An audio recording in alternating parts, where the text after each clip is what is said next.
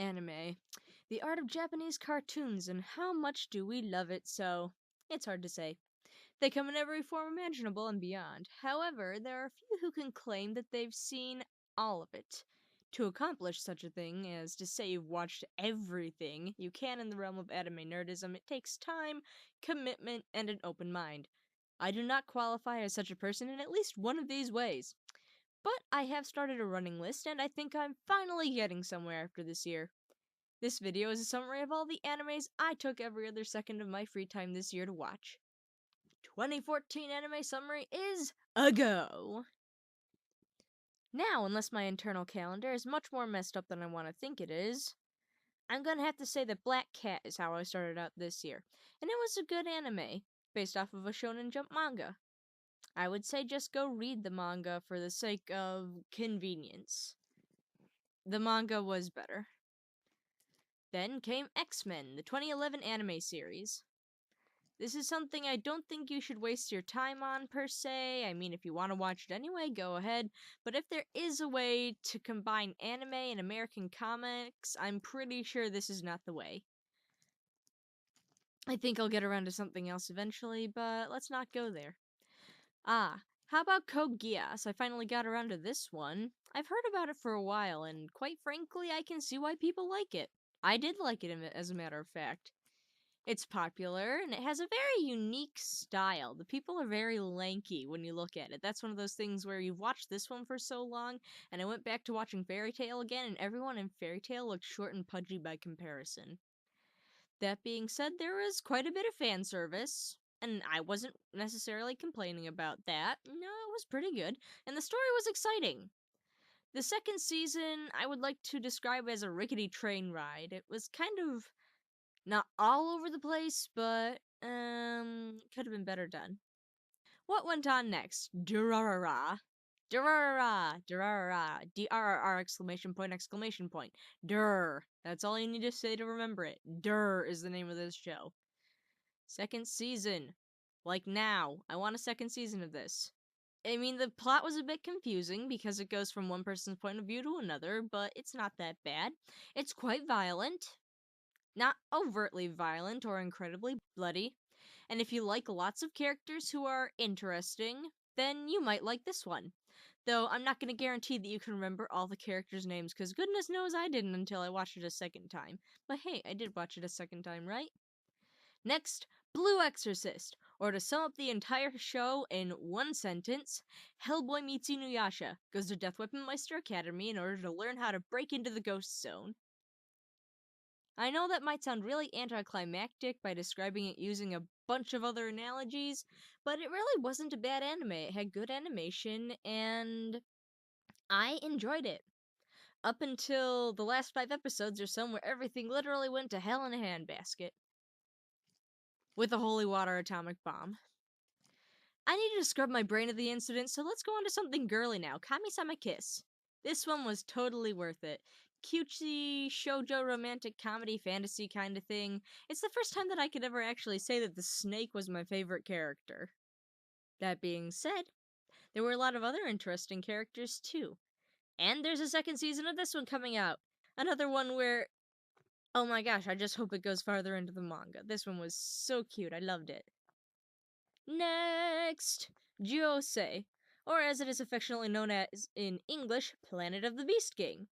It was short, 11 episodes to be exact, but I enjoyed it. It was good. It had an interesting story, a bit of a sci-fi space odyssey kind of feel to it. Although, if I have to say, if you want a complete story, this is one where you want to watch the anime and read the manga. Both together is probably your best bet to go with. You can't go one way or the other. I mean, there's no reason why you would have to watch both, but I think it felt more complete after I read and watched it. Now, what was next? Oh, my new favorite anime of all time was next. I can't believe that it was this early on in the list. Bacano, or Bacano, or Bacano, or just don't say Bacano. That is not how it pronounced. My first thoughts when I was watching this was, hey, this theme song looks a little familiar. And what do you know? It was made by the same people who made Dur. Dur anime and Bacano? Okay, since I could relate the two, I can already tell I was gonna like this. Lots of characters and confusing story. That's one thing that is the same between these two. It had an awesome soundtrack. This one had a lot more blood than the other one, but you know, the minimalistic fan service in this anime was really appealing to me. I suggest anybody who wants to be an anime fan in any way has to watch this one. Otherwise, you cannot consider yourself an anime fan. You do not have to like it, but you should at least watch it. Let's move on to Cowboy Bebop.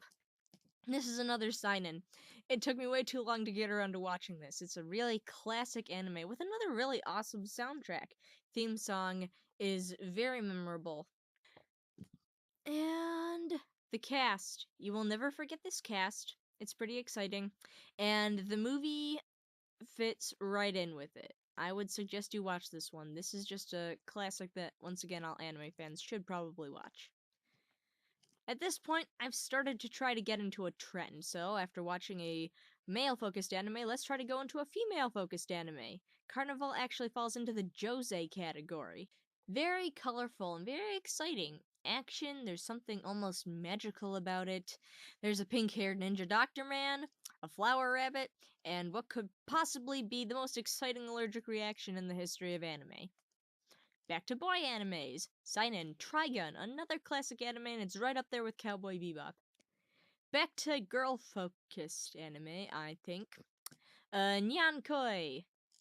Cats and harem anime. There is nothing more to say. Lots of fan service, but there were also lots of cute kitties. If you love the kitty cats, you will love this anime. Kitty cats! Boy-focused anime. Hellsing! Let's not talk about Hellsing! What came after that? Hellsing Ultimate!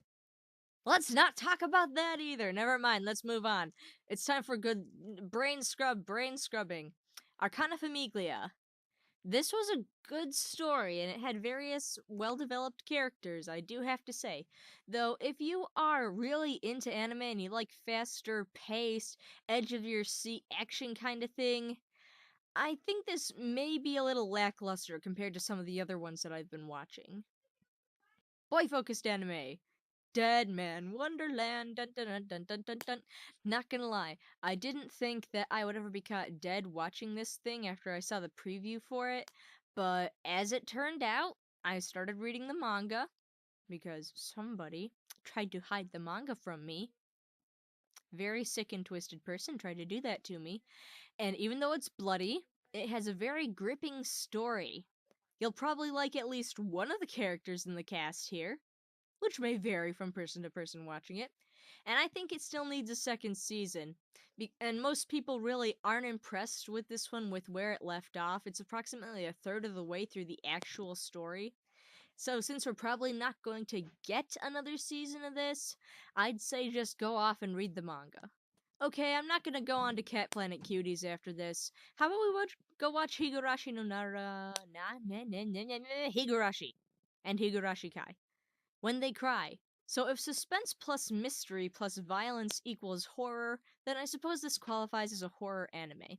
It's got quite some violence in it, but it's not super bloody, at least not comparison to some of the others that I just mentioned. Hellsing! We all die, we all take turns killing each other. That is a very good summary of how this thing starts out anyway. Does that sound about accurate? Yeah, that sounds about accurate.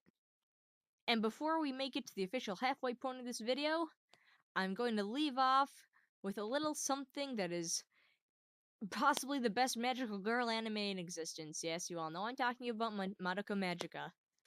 I'm not gonna lie, it is a foil for magical girl animes. And it was amazing in its own right. I can tell why people like this a lot. But it is not my personal favorite magical girl anime. It was good, but it gave me all those feels, which weren't bad, but it was depressing, and watching those witches in their labyrinth, they sort of hurt my brain too much. The ending was okay. I mean, with all the magical stuff that was going on with the ending, you'd think that we could have at least done something about my favorite character not coming back. which sucked. If you've seen the show, you probably know who that is. Sadness. No, no, no. It's not for everyone. I'll see you in the next one.